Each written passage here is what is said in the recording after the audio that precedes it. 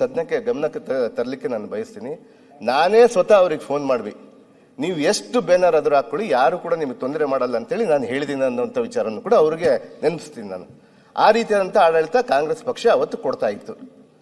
ಅದಾದ ನಂತರ ಈ ವಿಚಾರದಲ್ಲಿ ಕೂಡ ವಾಲ್ಮೀಕಿಯ ಒಂದು ಪುತ್ಥಳಿ ಅನಾವರಣದ ಸಂದರ್ಭದಲ್ಲಿ ಅನೇಕ ಕೆಲವರು ಜಾಸ್ತಿ ಬ್ಯಾನರ್ಗಳನ್ನು ಹಾಕೊಂಡಿದ್ರು. ಆ ಭಾಗಕ್ಕೆ ವಾಲ್ಮೀಕಿಯ ಜನಸಂಖ್ಯೆ ಜಾಸ್ತಿ ಇದ್ದದಕ್ಕೆ ಬಹಳ ಹುರುಪದಿಂದ ಕೆಲಸ ಮಾಡ್ಕೊಂಡು ಹೋಗ್ತಾ ಇದ್ರು. ಅಲ್ಲಿ ಘಟನೆಗೆ ನಾನು ಮತ್ತೆ ಬಹಳ ಡೀಪ್ ಆಗಿ ಹೋಗೋದಿಲ್ಲ, ಯಾಕಂದ್ರೆ ಈಗಾಗಲೇ ತನಿಖೆ ಮಟ್ಟದಲ್ಲಿದೆ, ಅಲ್ಲಿ ಏನ್ ನಡೆದಿದೆ ಅಂತ ಹೇಳಿ ಕೂಡ ತಮಗೆಲ್ಲ ಗೊತ್ತು.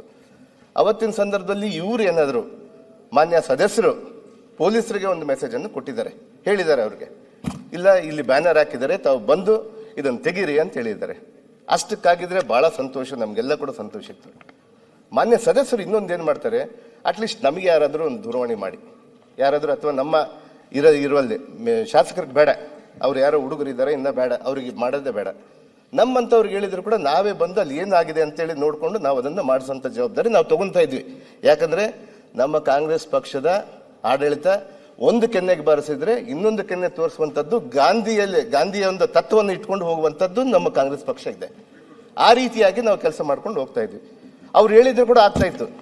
ಆದರೆ ಮಾನ್ಯ ಸದಸ್ಯರು ನಮ್ಮ ಕಾಂಗ್ರೆಸ್ ಕಾರ್ಯಕರ್ತರಿಗೆ, ಒಬ್ಬ ಲೋಕೇಶ್ ಅನ್ನುವಂಥ ಒಬ್ಬ ಸದಸ್ಯರಿಗೆ ಅವ್ರಿಗೆ ದೂರವಾಣಿ ಕರೆ ಮಾಡಿ, ಅವ್ರಿಗೆ ಯಾಕಂದ್ರೆ ಚಿಕ್ಕವರಿಂದ ಕೂಡ ಅದೇ ಭಾಗದಲ್ಲಿ ಹುಟ್ಟಿ ಬೆಳೆದಂಥವ್ರು ಆಗಿದ್ದಕ್ಕೆ ಅವ್ರನ್ನ ಒಂದು ಏಕೊಂದಲ್ಲಿ ಏನು ಇನ್ನ ಹಾಕಿದಿರಿ, ಇದು ಬ್ಯಾರನ್ನ ತೆಗಿಬೇಕು, ನಾನು ಹೋಗಿ ಬರೋಷ್ಟಲ್ಲಿ ಅಂತೇಳಿ ಇವ್ರು ಹೇಳಿದ್ದಾರೆ ಅಂತೇಳಿ ನಮ್ಮ ಕಾರ್ಯಕರ್ತರು ಹೇಳ್ತಾರೆ. ಅವನು ಎಲ್ಲೋ ಯಾವುದೋ ಭಾಗದಲ್ಲಿ ಇರ್ತಾನೆ, ಆ ಭಾಗದಿಂದ ಬಂದು ಅಲ್ಲಿಗೆ ಬರುವಂಥ ಸಂದರ್ಭದಲ್ಲಿ ಬ್ಯಾನರ್ ಅನ್ನು ಕಿತ್ತಾಕ್ತಾರೆ. ಬ್ಯಾನರ್ ಅಲ್ಲಿ ಕಿತ್ತಾಕಿದಾಗ ನನಗೆ ಬಹಳ ದುಃಖದ ಸಂಗತಿ ಏನಂದ್ರೆ, ಆ ಭಾಗದಲ್ಲಿ ಬಹಳ ವಾಲ್ಮೀಕಿಯ ಜನಸಂಖ್ಯೆ ಇರುವಂತಹ ಸಂದರ್ಭದಲ್ಲಿ ಆ ಬ್ಯಾನರ್ ಅನ್ನ ಕಿತ್ತುವಂತ ಸಂದರ್ಭದಲ್ಲಿ ಬ್ಯಾನರ್ನ ಕಿತ್ತಿ ಹಾಕಿದ್ರೆ ಚೆನ್ನಾಗಿ ಆಗ್ತಾ ಇತ್ತು. ಆ ಬ್ಯಾನರ್ ಅನ್ನ ಹರಿದಾಕಿ ಆ ಬ್ಯಾನರ್ ಅಲ್ಲಿ ಮಹರ್ಷಿ ವಾಲ್ಮೀಕಿ ಅವರ ಒಂದು ಫೋಟೋ ಇರುತ್ತೆ, ಆ ಫೋಟೋನ ಕೆಳಗೆ ಹಾಕ್ಬಿಟ್ಟು ಬಿಜೆಪಿ ಜಿಂದಾಬಾದ್ ಅನ್ನುವಂಥ ವಿಚಾರವನ್ನ ಅವರು ಕಾರ್ಯಕರ್ತರು ಮಾಡ್ತಾರೆ. ಅದು ತಪ್ಪು ಅನ್ನುವಂಥದ್ದು ನಾನು ಈ ಸದನಕ್ಕೆ ಬೆಳಕಿಗೆ ತರಲಿಕ್ಕೆ ಇಚ್ಛೆ ಪಡ್ತೀನಿ. ಅದಾದ ನಂತರ ಆ ಘಟನೆಗಳು ನಡೀತವೆ. ಇವತ್ತು ನಮ್ಮ ಆಡಳಿತ, ಕಾಂಗ್ರೆಸ್ನ ಆಡಳಿತ ಬಹಳ ದುರಾಡಳಿತದಿಂದ ಹೊಂದಿದೆ ಅಂತೇಳಿ ಹೇಳ್ತಾರೆ. ಆದರೆ ಅವತ್ತು ನಮ್ಮ ಗೃಹ ಮಂತ್ರಿಗಳು ಇಲ್ಲೇ ಇದ್ದಾರೆ, ಇವರು ದೂರವಾಣಿ ಕರೆ ಮಾಡ್ತಾರೆ. ಮಾನ್ಯ ಮುಖ್ಯಮಂತ್ರಿಯವರು ಕೂಡ ನನಗೂ ಕರೆ ಮಾಡಿ ಅಲ್ಲಿ ಏನು ಸಂದರ್ಭ ನಡೆದಿದೆ ಅಂತೇಳಿ ಕೂಡ ನೋಡು ಅಂತ ಹೇಳ್ತಾರೆ. ಅವತ್ತು ನಾವು ಕೂಡ SP IG ಅವರು ಕೂಡ ಹೇಳ್ತೀವಿ, ತಕ್ಷಣವೇ ಅಲ್ಲಿರುವಂಥ ಘಟನೆಗೆ ಅಲ್ಲಿ ಮಣ್ಣನ್ನು ಕಳಿಸ್ಕೊಡ್ತೀವಿ. ನಮ್ಮ ಪೊಲೀಸರು, ಬಳ್ಳಾರಿಯ ಪೊಲೀಸರು ಕೂಡ ಸಮರ್ಥವಾಗಿ ಅಲ್ಲಿ ಆ ಘಟನೆಯನ್ನ ತಡಿಬೇಕಂತೇಳಿ ಬಹಳ ಪ್ರಯತ್ನ ಮಾಡ್ತಾರೆ. ಆದರೆ ಗುಂಪು ಎರಡೂ ಕಡೆಗೆ ಗುಂಪುಗಾರಿಕೆ ಆಗ್ಬಿಡುತ್ತೆ. ಜನಸಂಖ್ಯೆ ಹೆಂಗಂದ್ರೆ ಅಲ್ಲಿ ಬಹಳ ಒಂದು ಸ್ಲಮ್ ಏರಿಯಾ ತರ, ಒಂದು ಗಲಾಟೆ ಅಂದ್ರೆ ಬಹಳ ಇಂಟ್ರೆಸ್ಟ್ ಇಂದ ನೋಡ್ಲಿಕ್ಕೆ ಬಂದ್ಬಿಡ್ತಾರೆ.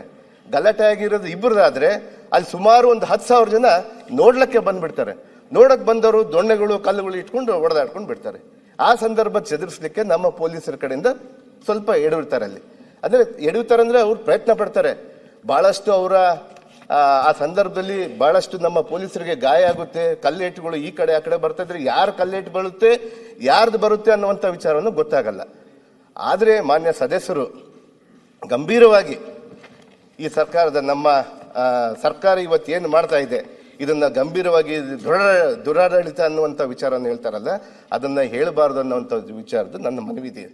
ಅದರ ಜೊತೆಗೆ ಗೃಹ ಮಂತ್ರಿಗಳೇ ಆಗಿರ್ಬೋದು, ನಮ್ಮ ಮುಖ್ಯಮಂತ್ರಿ ಅವರೇ ಆಗಿರ್ಬೋದು, ಉಪಮುಖ್ಯಮಂತ್ರಿ ಆಗಿರ್ಬೋದು, ನಮ್ಮ ಎಲ್ಲ ಸದಸ್ಯರು ಕೂಡ ಬಹಳಷ್ಟು ತೀಕ್ಷ್ಣವಾಗಿ ಇಮಿಡಿಯೇಟ್ ಅಲ್ಲಿ ಹೋಗ್ಬಿಟ್ಟು ಮಾಡಬೇಕು ಅನ್ನುವಂಥದ್ದನ್ನ ಎಲ್ಲರಿಗೂ ನಿರ್ದೇಶನ ಮಾಡ್ತಾರೆ.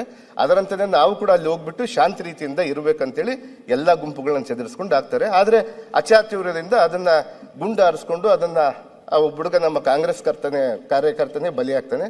ಅದಕ್ಕೆ ತನಿಖೆಯಲ್ಲಿ ಸತ್ಯಾಸತ್ಯತೆ ಬರುತ್ತೆ, ಯಾರು ತಪ್ಪು ಮಾಡಿರ್ತಾರೋ ಅವ್ರಿಗೆ ಗ್ಯಾರಂಟಿ ಶಿಕ್ಷೆ ಆಗೇ ಆಗುತ್ತೆ ಅನ್ನುವಂಥ ವಿಚಾರವನ್ನು ತಿಳಿಸ್ತೀನಿ. ಅದರ ಜೊತೆಗೆ ಮಾನ್ಯ ದಿನಾಂಕ 17/1/2026 ನಮ್ಮ ಸದಸ್ಯರು ಒಕ್ಕೂಡಿ ನಮ್ಮ ವಿರೋಧ ಪಕ್ಷದ ನಾಯಕರು, ಮಾಜಿ ಮುಖ್ಯಮಂತ್ರಿಗಳಾದಂಥ ಬೊಮ್ಮಾಯಿ ಸಾಹೇಬರು, ನಮ್ಮ BJP ಅಧ್ಯಕ್ಷರಂತ ಮಾನ್ಯ ವಿಜೇಂದ್ರ ಅವರೆಲ್ಲ ಕೂಡ ಒಂದು ಬೃಹತ್ ಪ್ರತಿಭಟನೆಯನ್ನು ಮಾಡ್ತಾರೆ. ನಾವು ಅದಕ್ಕೆ ಸಂಪೂರ್ಣವಾಗಿ ಬೆಂಬಲವನ್ನು ಕೊಡ್ತಾರೆ. ಸರ್ಕಾರ ಇಲ್ಲಿಂದ, ನಮ್ಮ ಮಾನ್ಯ ಮುಖ್ಯಮಂತ್ರಿಯವರು ಇಲ್ಲಿಂದ ಅವರು ಎಷ್ಟು ದೊಡ್ಡ ಪ್ರೋಗ್ರಾಮ್ ಅನ್ನ ಮಾಡಿ ಯಾರಿಗೂ ತೊಂದರೆ ಕೊಡಕೂಡದು ಅಂತೇಳಿ ಸುಮಾರು 5,000 ಜನನ್ನ 5,000ರಿಂದ 7,500 ಜನನ ಜನಸಂಖ್ಯೆ ಪೊಲೀಸರನ್ನ ನಿಯೋಜನೆ ಮಾಡ್ತಾರೆ. ಅಲ್ಲಿ ಒಂದು ದೊಡ್ಡ ಸಭೆಯನ್ನು ಮಾಡ್ಕೊಂತಾರೆ. ಯಾರು ಕೂಡ ಅಭ್ಯಂತರ ಇರಲ್ಲ. ಈ ಪ್ರಜಾಪ್ರಭುತ್ವದಲ್ಲಿ ಎಲ್ಲರಿಗೂ ಪ್ರತಿಭಟನೆ ಮಾಡುವಂತ ಹಕ್ಕಿದೆ ಅಂತೇಳಿ ನಾವು ಮಾಡ್ತೀವಿ. ಅದರಲ್ಲಿ ಯಾವುದೇ ತಕರಾರು ಎತ್ತಲ್ಲ. ನಮ್ಮ ಕಾರ್ಯಕರ್ತರು ನಾವು ಸುಮ್ಮನೆ ಇರ್ತೀವಿ, ಯಾರು ಏನು ಮಾತಾಡೋದಿಲ್ಲ.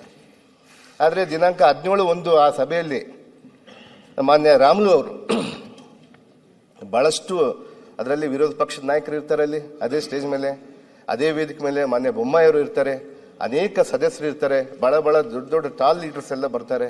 ಅಲ್ಲಿ ಬಂದ್ಬಿಟ್ಟು ಅವ್ರಿಗೆಲ್ಲ ಕುಂತಾಗ ಅಧ್ಯಕ್ಷರಿರ್ತಾರೆ. ಅವರೆಲ್ಲರ ಮುಂದೆನೆ ಕೂಡ ರಾಮುಲು ಅವರು ಅವ್ರ ಭಾಷಣದಲ್ಲಿ ಹೇಳ್ತಾರೆ, ಕಾಂಗ್ರೆಸ್ ಕಾರ್ಯಕರ್ತನ ನಾವು ಇನ್ನ ಮುಂದೆ 2029-28 ನಾವು ಅಧಿಕಾರದಲ್ಲಿ ಬರ್ತೀವಿ, ನಿಮ್ಮ ಕಾಂಗ್ರೆಸ್ ಕಾರ್ಯಕರ್ತನ ಹುಡುಕಾಡಿ ಹೊಡಿತೀವಿ, ನೀವು ಪಾತಾಳದಲ್ಲಿ ಇದ್ರೆ ಅಂತೇಳಿ ಬಹಿರಂಗವಾಗಿ ಹೇಳ್ತಾರೆ ಅವರು. ಇದು ಯಾವ ಕಾರಣ ಸ್ವಾಮಿ? ಇನ್ನ ಏನಿಲ್ಲ, ಅವರು ಇನ್ನ ಏನು ಬಂದಿಲ್ಲ. ಅಧಿಕಾರಕ್ಕೆ ಬಂದ ಮೇಲೆ, ಅದು ಜನತಾ ನ್ಯಾಯಾಲಯ ಬಂದ ಮೇಲೆ ಅಧಿಕಾರಕ್ಕೆ ಯಾರು ಕೊಡ್ಬೇಕಂತೇಳಿ ಜನತಾ ನ್ಯಾಯಾಲಯದಲ್ಲಿ ತೀರ್ಮಾನ ಆಗುತ್ತೆ. ಇವತ್ತಿನ್ನ ಏನೂ ಆಗ್ಲಿಲ್ಲ. ಭರತ್ ರೆಡ್ಡಿ, ನಾನು ಭರತ್ ರೆಡ್ಡಿ ಬಗ್ಗೆ ನನ್ಗೇನು ಯಾವುದೇ ಇಲ್ಲ, ಬಟ್ ನಮ್ಮ ಶಾಸಕರವರು, ನಮ್ಮ ಶಾಸಕರನ್ನ ನೀನು ಎಲ್ಲಿದ್ರು ಕೂಡ, ಪಾತಾಳದಲ್ಲಿದ್ರು ಕೂಡ ಹುಡುಕಾಡಿ ಒತ್ತು ಓಡಿಸ್ತೀನಿ ಅಂತ ಹೇಳ್ತಾರೆ. ಇದು ಯಾವ ನ್ಯಾಯ ಸ್ವಾಮಿ? ನಾವು ಯಾವ ಪ್ರಪಂಚದಲ್ಲಿ ಇದೀವಿ ಇವಾಗ? ಕಳೆದ ಬಾರಿ ಆಗಿತ್ತು ರಿಪಬ್ಲಿಕ್ ಆಫ್ ಬಳ್ಳಾರಿ ಅಂತೇಳಿ, ಮತ್ತೆ ಮಾಡಕ್ ಹೊಂಟೀರಾ? ಅಧಿಕಾರ ಕೊಟ್ಟು ಕೂಡಲೇ ನಿಮ್ಗೆ ಆಯ್ತಾ? ನಮ್ಮ ಮನೆಗಳು ತೂರಿ ನಮ್ಮನ್ನು ಸರ್ವನಾಶ ಮಾಡ್ತೀರಾ? ಮುಗಿಸ್ಲಿ ಅವರು. ಇವತ್ತು ಮಾನ್ಯ ಸದಸ್ಯರೇ, ಒಂದ್ ಸೆಕೆಂಡ್ ರೆಡ್ಡಿ ಆಯ್ತು, ಒಂದ್ ಸೆಕೆಂಡ್ ಲೆಟ್ ಹಿಮ್ ಫಿನಿಶ್. ಒಂದ್ ನಿಮಿಷ ಅಧ್ಯಕ್ಷರೇ, ನಾನೇನು ಮಾತಾಡಿಲ್ಲ. ಆರಾಮಾಗಿ ನೀನು ಕೇಳು, ನಿನ್ ಮಾತು ಪ್ರತಿಯೊಂದು ನಾನು ಕೇಳ್ತೀನಿ.